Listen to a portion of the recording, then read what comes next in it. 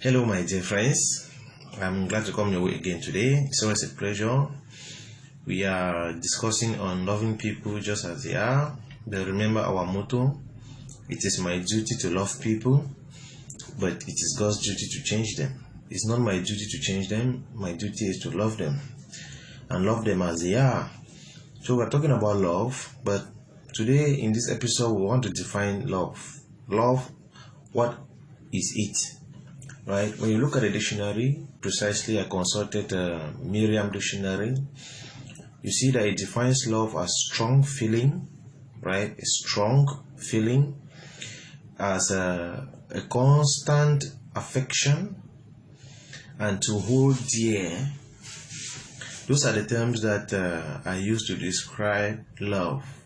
That love is a strong feeling, it is constant affection, and it is to hold dear.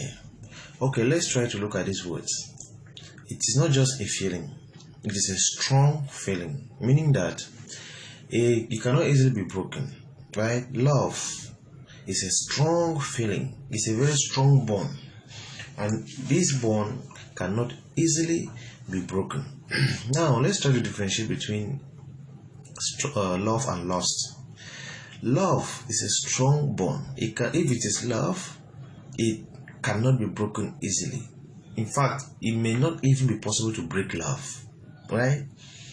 But if it is lust, L-U-S-T, it is easily broken, and lust ends when the desire is met. Whether it's lust for sex, lust for car, lust for anything, once that thing finally comes your way, or once you finally achieve it, that's the end of lust, right? But love is a strong feeling. So if what you call love is not strong, it is just simply lust. It's egocentric, right? And another word is constant affection. You know what that means? Constant. It is always there. It doesn't come and disappear, comes and go. Now it is constantly there. Constant, always.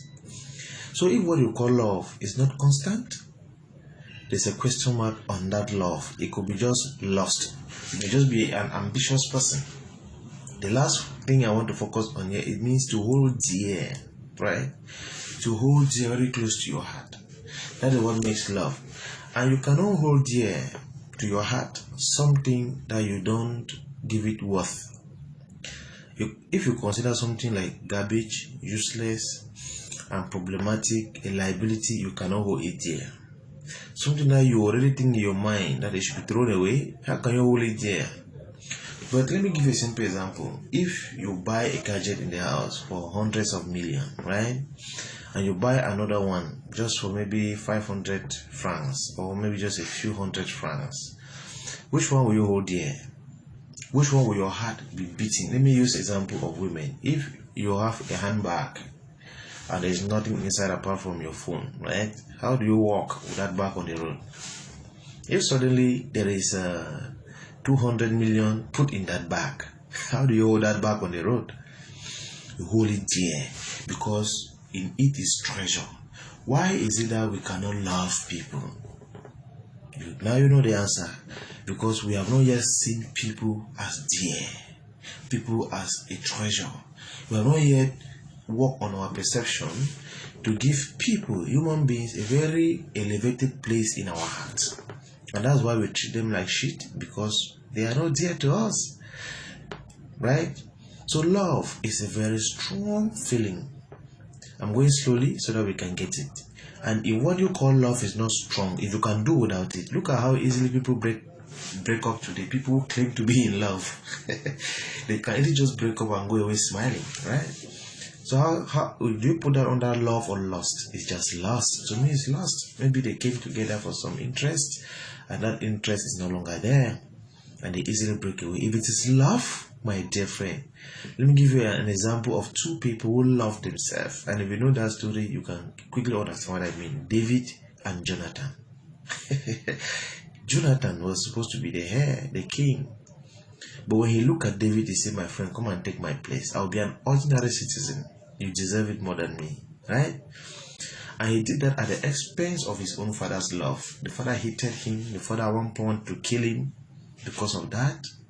But he preferred to die than to betray his friend. He wanted his friend, someone with whom he is in love, to be more comfortable, to have power, to have authority, and to command the land, the army, than himself. How many people can do that today? And they are not from the same womb. It's not like brothers and sisters from the same womb. So, strong feeling, constant, always there, and to hold dear. Do you love your wife? The easiest way to know is, how do you see her? Do you hold her dear to your heart? Do you love your people? Do you love people? How are they in your heart? So you can already see that love is not what many of us call love. It's just lust. Look how many pastors can easily drive somebody from the church. Somebody who is troublesome. And still go and sleep. Is that love? You know what Jesus will do? He will leave the 99 that are okay and go after the one that is not okay. That's love, my friend. That is love. And when he meets it, you know what he does? He carries it on his shoulder. He does not start dragging it here and there and say, come here, or scolding it. He just carries it on his shoulder. So I know you have been traumatized. I know you have been disturbed. You have been worried. You have been fearful. But come, be my responsibility. I carried it. So I wish you well, my dear friends. We'll continue with the 3 types of love in the next episode. Ciao.